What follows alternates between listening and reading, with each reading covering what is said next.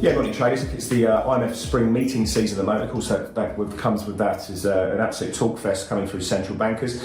But effectively, they have caused moves in markets, and you have seen that front end of various global yield curves moving quite precipitously higher. You've got German 2 years up 15 basis points at the moment, 10's up 9 basis points. So, there's been some material selling playing through in the front end of the curve there. UK 2-year gilts up 17 basis points, so big moves there. 2-year Treasuries up 8 basis points at the moment at 265. They've been up to 272, so a bit of buying off those highs, but certainly you look across the US curve and you can see selling playing through. Have a look at the rate setting and the wash up of everything we've been seeing here.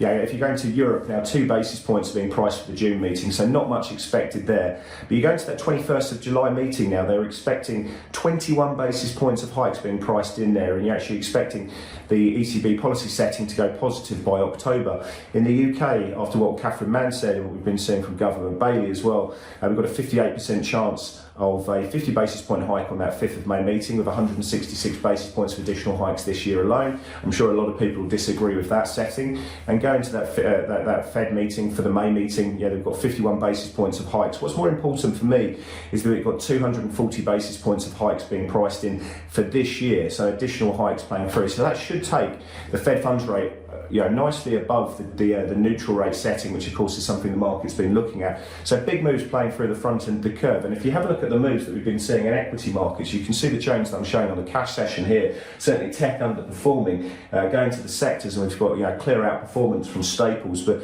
all sectors are pretty much lower on the day. And have a look at this move we've been seeing in S&P futures. The cash market open, bang, down it goes.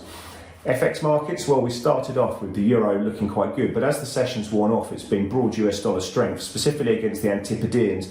We saw Aussie dollar moving quite sharply lower through that session. Kiwi dollar's been the underperformer there. In terms of precious metals, where it's been all silver selling, we've seen gold holding up pretty well. I think that's a reflection that real rates are a little bit lower. And we've also seen crypto, a few sellers playing through there, but nothing material playing through. So we're expecting Asia to open on a weaker footing here.